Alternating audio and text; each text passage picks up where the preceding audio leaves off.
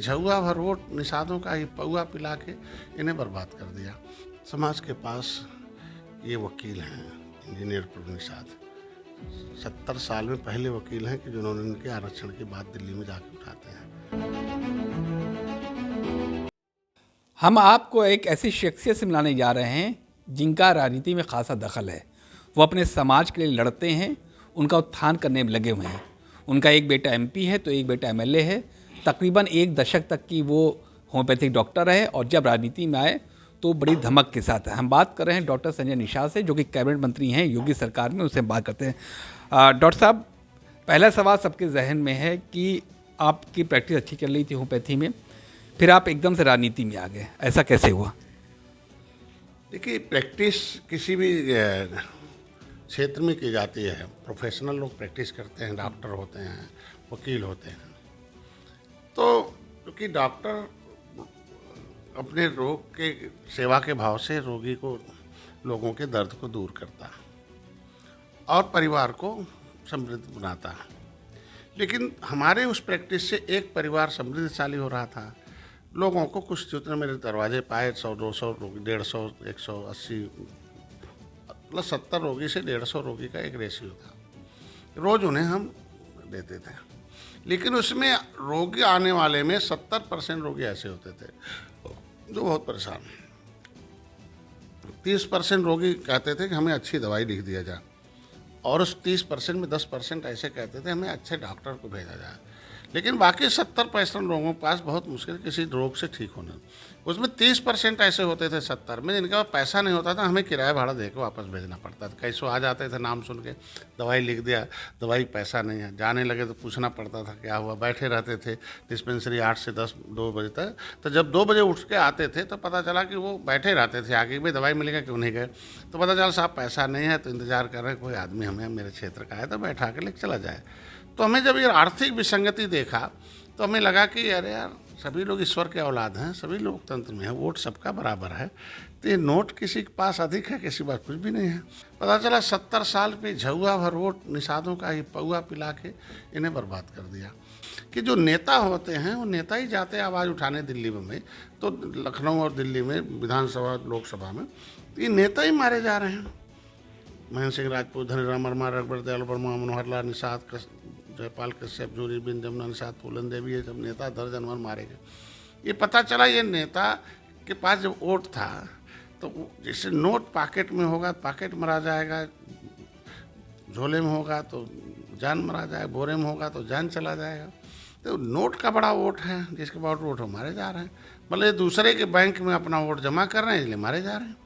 पता चला नेता का तो विकास हो गया, लेकिन इनके जो, तो ये पता चला कि जिस समाज का नेता होता है, राजनीति में भागीदारी होती है, उसका विकास हो जाता है। पॉलिसी से किसी से लिया जाएगा, किसी को दिया जाएगा। तो पता चला जो जिसके लोग सरकार में हैं वो उनसे दूसरे से लेकर अपने लोगों को दे रहे हैं, और जिसके पास सरकार में कोई नहीं है ये हमेशा देने का काम कर रहे हैं। वोट भी दे रहे हैं, नोट भी दे रहे हैं, टैक्स भी दे रहे हैं, सब दे रहे हैं। मान सम्मान स्वाभिमान, रोटी कपड़ा और मकान कुछ पा ही नहीं रहे हैं। पता चला वो ईवीएम मशीन नहीं है, E for employ, B for बिला, एम फॉर मनी, कि उस ईवीएम मशीन में बटन जिसका होगा उसको नौकरी मिलेगा, पैसा मिलेगा, घर मिलेगा, चाहे कांसीराम आवास मिले, चाहे उनके लिए अपनी संख्या से 100 गुना लेदरमैन है, अपनी संख्या से 100 गुना मिल्कमैन है। मतलब ईवीएम मतलब E for employ, B for बिला, एम फॉर मनी, मतलब उनको नौकरी है, पैसा है, महल है, सब मिल गया। बाकी जिसका नहीं है वो रोड है। तो हमने कहा अरे यार, ये तो लग रहा कि अब इनके लिए है कि जिस तरीके से एटीएम है अकाउंट में रहेगा तो मिलेगा, नहीं तो नहीं मिलेगा। इसलिए हमारा वोट अगर ईवीएम मशीन में है तब तो कुछ मिलेगा, नहीं तो नहीं मिलेगा। अगर हम अपना वोट किसी दूसरे के बैंक में डाल देंगे तो कुछ तो मिलने वाला नहीं है। तो इसलिए इनको हमने इसमें आया कि नहीं, अब इनको आना चाहिए। इसके बाद धीरे धीरे आया कि नहीं, बिना जिसके पास टोपी, झंडा, नारा, विचारधारा है, तो हमारे गांव दक्षिण बसने वाले लेदरमैन बेचारे पाँव में थे कभी, और जो पावर में थे वो पता चला जैसे ही इन्होंने अपना एक पार्टी बना लिया है, पावर में चले गए। और पावर वाले जितने थे उनके साथ हो गए। जिसके वोट से सीएम बनता उसी से डरते हैं। किससे डरे? मिल्कमैन से, क्योंकि उन्होंने अपने वोट से सीएम बना लिया। लेदरमैन से उन्होंने अपने वोट से जो है लेदरमैन की सीएम बना लिया। तो अब ये हुआ कि ये वोट इकट्ठा करो और इनके वोट से जब सीएम बनने लगेगा तो फिर इनसे अधिकारी डरने लगे, काम होने लगे, इनकी नीति बन जाएगी। तो ये हुआ कि नेता से नहीं, नीति से विकास होता, तो नीति बनाने का काम सीएम करते हैं। तो जब वोट से सीएम बनेंगे तो नीति बनेगी इनके लिए। तो पता चला इनका तो पौआ लेके पी के तो वोट बढ़ा रहे थे। तो ये हुआ कि नहीं, पार्टी लो, अब पार्टी में वोट लाओ और सीएम बनाओ। तो देखिए सीएम बनाए योगी जी को दोबारा। जो उत्तर प्रदेश में 37 बरस था, हाथी लाओ साइकिल हटाओ, हाथी लाओ पंजा लाओ, ये चल रहा था। लेकिन 37 बरस बाद पहली बार है कि नहीं, दोबारा योगी जी को ला, और दोबारा योगी जी को लाने में निषादों का अवसर मिला। तो इसलिए अब हो गया, सीएम साहब को एहसास है कि नहीं, निषाद ने वोट दिया। अब सीएम साहब ने मुख्यमंत्री संपदा योजना, निषाद राज वोट योजना, मछुआ कल्याण को उसकी बना दिया। हमारे वोट से पीएम भी बने 2000, देखा सपा बसपा एक हो गई थी 2019 में। तो हो गया, निषाद खड़े हो गए मोदी के साथ। तो अब मोदी के साथ खड़े हो गए। देखो प्रधानमंत्री मत्स्य संपदा योजना में 39,000 करोड़ रुपया है, अभी फिर 2,500 करोड़ रुपया है इनके लिए, फ्री का बीमा है, फिर इनके लिए किसान क्रेडिट कार्ड है। तो ये सारी पॉलिसी जो है आज के दिन में तभी बन रही है जब हमारे वोट से सीएम और पीएम बन रहे हैं। तो इसलिए पार्टी बनाना आवश्यक था, और इनके लिए मैंने कैटेगराइज किया कि भाई जो पॉलिटिकली ट्रेंड लोग हैं वो पावर पैसे के हैं, अब पॉलिटिकली अनट्रेंड पाँव में हैं।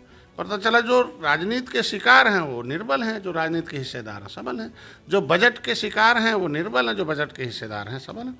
तो पहली बार है कि मत्स्य मंत्रालय अलग हुआ, दिल्ली में भी, राज्य में, तो बजट में हिस्सेदारी दिलाने का अवसर मिला। अब धीरे धीरे समृद्धशाली हो रहा है। देखो आप, मत्स्य क्षेत्र उत्तर प्रदेश में सर्वोत्तम प्रदेश आया है नाम। तो इसका मतलब मछुआरों का विकास धीरे धीरे हो रहा है। कुछ सीटें मांग रहे हैं आप इस बार लोकसभा? देखिए हम लोग जीत के लिए काम कर रहे हैं, और हम लोग 39 पार्टियों ने मोदी जी के साथ बैठ के दिल्ली में तय कर रखा कि उनके नेतृत्व में चुनाव लड़ा।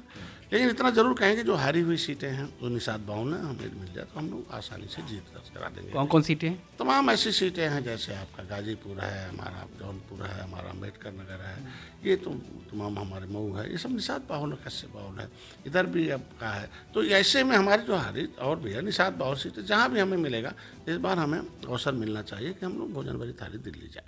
तो कितनी सीट आप एक्सपेक्ट कर रहे हैं?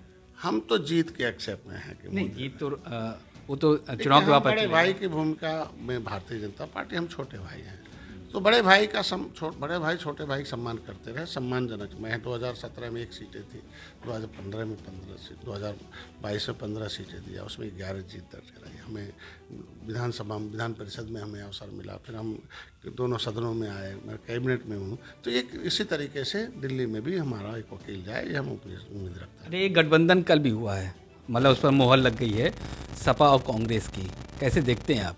2017 में भी गठबंधन था सपा और कांग्रेस का, तो आप दिखा लीजिए कि कितना फ़ायदा कांग्रेस को हुआ, कितना फ़ायदा सपा को हुआ। उस समय तो सपा की सरकार थी, बाद में गठबंधन हुआ था। तो जो सरकार के बाद में है, तो आज देखो जनता जनार्दन होती है, जनता जज, जनता फैसला लेती है लोकतंत्र में, और जनता मोदी के साथ है, क्योंकि मोदी जी योगी जी जनता के लिए फैसले ले रहे हैं। क्यों लगता है आपको कि इस बार भी कुछ हो नहीं पाएगा इस गठबंधन का?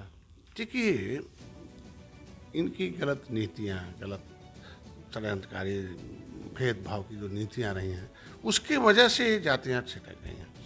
बात समझ गए? इनके पास क्या हुआ कि ये लोग जनता के लिए नहीं बल्कि कुछ नेताओं के हितों के लिए फैसले लेते थे। आज के लिए यही अनाज गोदाम में सड़ रहा था और गांव का गरीब भूखों मर रहा था। गरीब तो किसी भी बिरादरी में हो सकता है ना, खेती बाड़ी नहीं, अंग्रेजों से लड़ा, मुगलों से लड़ा, दैविक आपदाओं से लड़ा, उसकी कौन सी बिरादरी? क्यों अनाज सड़ रहा था भाई? नियत नहीं सही थी ना गरीबों का। आज मोदी जी ने कानून बना दिया, वही अनाज तब भी अनाज था, आज भी था, वो गोदामों में सड़ नहीं रहा बल्कि गरीब के भोजन के रूप में आया। ये तड़प के मर रहा था गरीब, उसके पैसा नहीं होता था। आज के दिन में देखिए आयुष्मान भारत कार्ड है, बिना छत के कितना दिन से ज़िंदगी था, किस तरीके से था। प्रधानमंत्री बोलते थे अरे 100 रुपये में भेजता हूँ, 15 पहुँचता 85 खा जाते हैं। इसके मतलब वो इन बीच वाले भ्रष्टाचारियों को खिलाने वाली सरकारें थी। मोदी जी ने कहा ही नहीं अब कोई नहीं खाएगा, न खाने दूंगा, और सीधे जनता का पैसा जनता के पास पहुँचाऊँगा। तो अच्छा, आप फिशरीज देखते हैं, मतलब मछली पालन, तालाब लगातार पाटे जा रहे हैं, शहर हो, गाँव है, कस्बे हैं, जो तालाब थे वो स्वरूप उनका बिगड़ गया या फिर वो पाट दिए गए। तो जब तालाब ही नहीं होंगे तो मछली पालन कैसे होगा? तो इसके लिए आप क्या कर रहे हैं? मेरी सरकार है कि मोदी जी ने चिंता की, जब तालाब नदी नाले हरे भरे थे तब मछुआ समुदाय गांव का व्यक्ति हरा भरा था। इनकी सरकारों में पट रहा था। हमारी सरकार तो अमृत सरोवर के रूप में बजट दिया है, कि गांव के तालाब खोदे जाएं, सुंदर बनाए जाएं, उसमें मछली पालन हो, अभी पॉलिसी आ रही है, हम अनुदान दे रहे हैं, पानी रोका जाए। पहली सरकार है जो तालाब को खुदवा रही है और एक योजनाबद्ध तरीके से पैसा दे के खुदवा रही है। आपके सामने ही है, हम खुद अनुदान दे के तालाब खुदवा रहे हैं। आज के दिन में हमने हाईटेक किया, इसीलिए तो उत्पादन में हम 1 नंबर आए पूरा प्रदेश।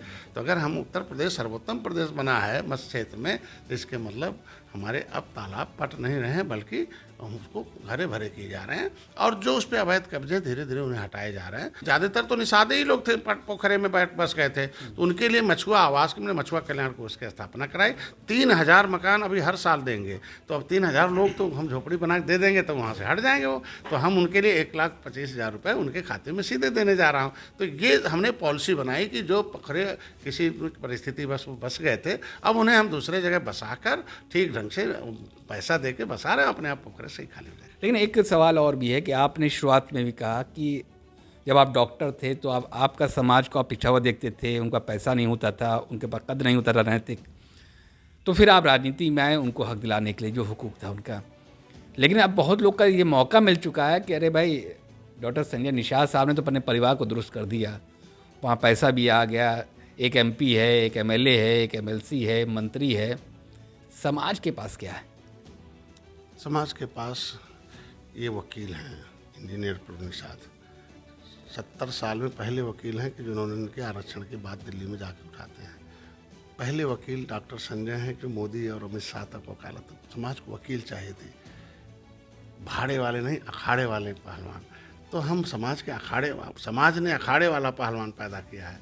जो सड़क पर हम लड़ते थे, सड़क पर हम वकालत करते थे, अब हम सदन में आवाज़। पहले हमारा समाज डंडे खाता था अपनी आवाज़ को पहुंचाने के लिए, अब सीधे मोदी जी, अमित शाह जी मेरे निषाद के घर जाके चाय पीते हैं, निषाद के घर जाके उसको देखते हैं, प्रधानमंत्री आवास दिया है, उसके यहाँ उज्ज्वला गैस कनेक्शन दिया, पूछा कि क्या इलाज की व्यवस्था है, उन्होंने कहा नहीं है, 2 घंटे के अंदर उसे आयुष्मान भारत कार्ड पहुंचता है।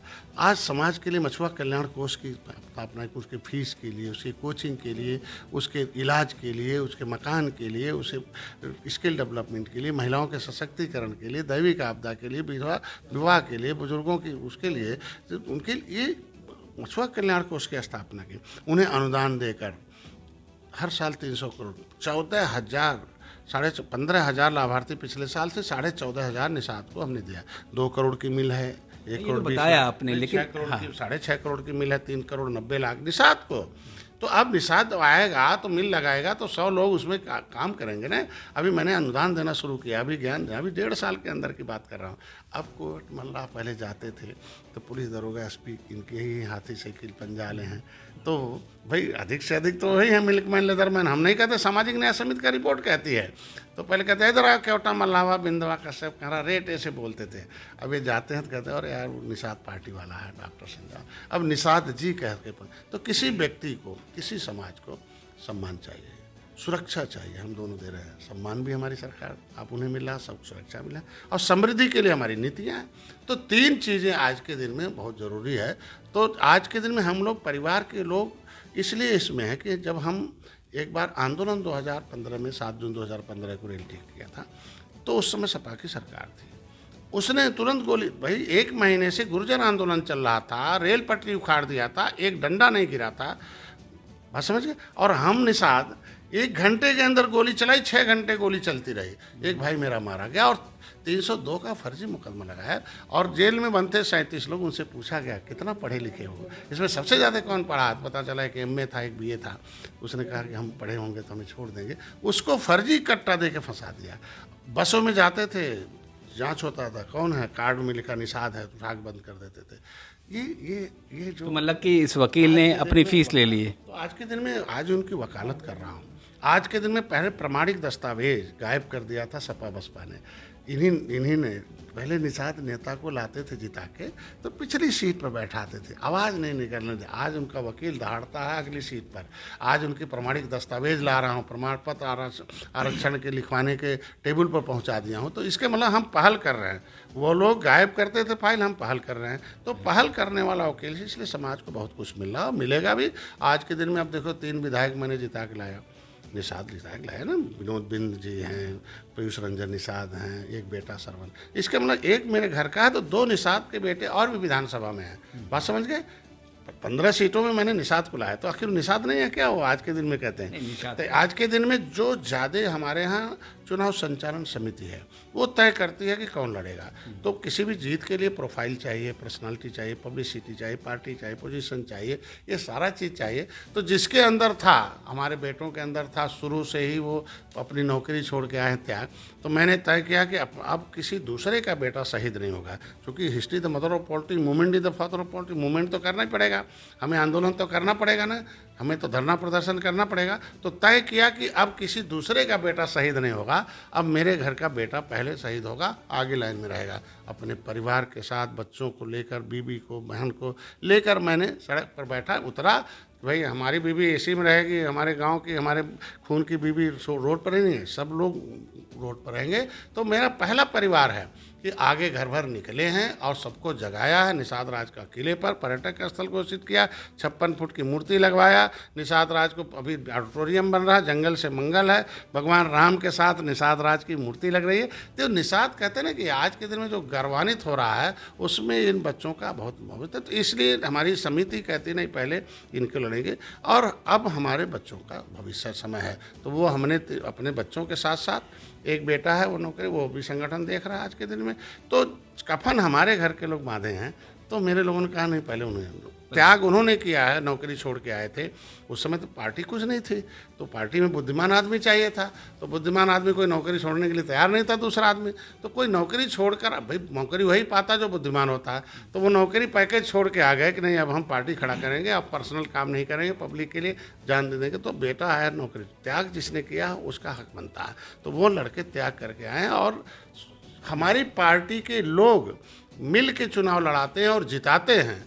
आज के दिन में आपने देखा होगा कि 25 दिन पहले हमने संसद जितवाया था, दोबारा 15 दिन पहले हमने दूसरे बेटे, हम तो जाते भी नहीं प्रचार करने, वोट तो मेरे कार्यकर्ता मांगने जाते, मेरा समाज मांगने जाता है। दुखी कौन है कि जिनकी दुकानें बंद हो रही हैं, पार्टी खड़ा बड़ा होने से अब उनका भी वैल्यू बढ़ रहा है। अगर सपा बसपा कांग्रेस में निषाद हैं तो अब उनको निषाद जी कह के बुलाया जाता है, और सम्मान बढ़ा कि नहीं अरे यार अब डॉक्टर साहब को काउंटर करना है तो चलो एक निषाद खोज ला। अब निषाद नेता हमें काउंटर करने के लिए खोजे जा रहे हैं, उन्हें कुछ पैसा धन भी मिलता है बेचारों को। अच्छा, ये बताइए, आपका एक बयान हिंदी पर आया था कि जो लोग हिंदी नहीं बोलते वो या तो